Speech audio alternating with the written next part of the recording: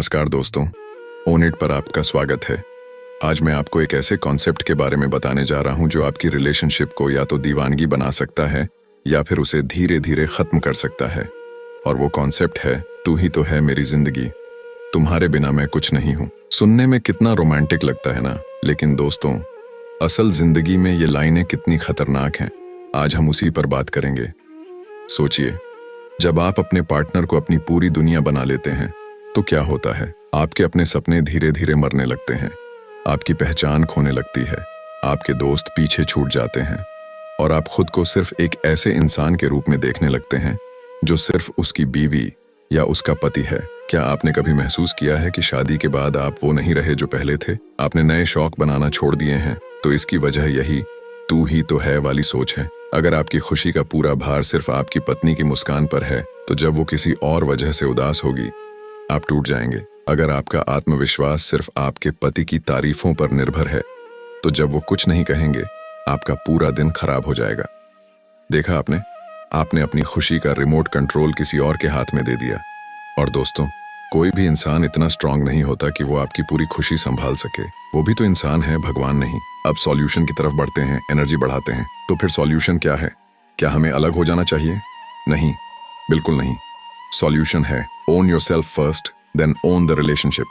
यही own it का मंत्र है। पहला कदम, अपनी अधूरापन, इनकम्प्लीटनेस को स्वीकार करो। हाँ, ये मान लो कि आप अपने आप में अधूरे हैं, लेकिन ये जरूरत आपकी कमजोरी नहीं। जब आप ये मान लेते हैं तो आप दूसरों से खुशी मांगने के बजाय खुद को बेहतर बनाने लगते हैं। दो मजबूत व्यक्ति मिलकर एक पावरफुल टीम बनाते हैं। रिलेशनशिप में आने से पहले आप एक इंडिविजुअल थे ना, तो वो इंसान कहाँ गया?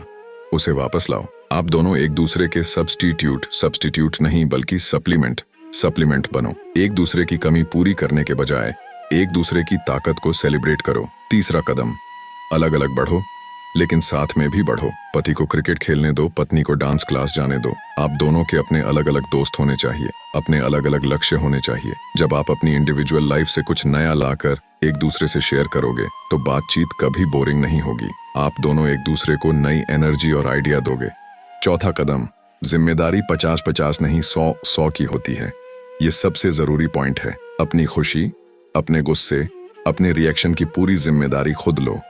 आपकी खुशी आपके पार्टनर की वजह से नहीं, आपकी चॉइस से होनी चाहिए। मैं आज खुश हूं क्योंकि मैंने खुश रहने का फैसला किया है, न कि क्योंकि मेरे पति पत्नी ने मुझे गिफ्ट दिया। अब एक इमोशनल और स्ट्रॉन्ग टोन में निष्कर्ष, असली प्यार वो नहीं होता जो आपकी पहचान मिटा दे, बल्कि असली प्यार वो होता है जो आपकी पहचान को सेलिब्रेट करे। अगर आप अपनी लाइफ को खुद ओन नहीं करोगे तो कोई और आपकी लाइफ को ओन करेगा। जब आप एक दूसरे पर इल्जाम लगाना शुरू कर दोगे, तुम मेरे लिए वो नहीं करते, अपने पुराने सपनों को वापस लाइए।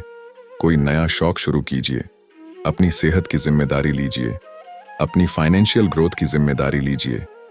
खुद को बनाइए, तभी तो आप दोनों मिलकर कुछ और भी अद्भुत बना पाएंगे। जब आप अपनी जिंदगी ओन करेंगे तभी आप अपने प्यार को भी ओन कर पाएंगे।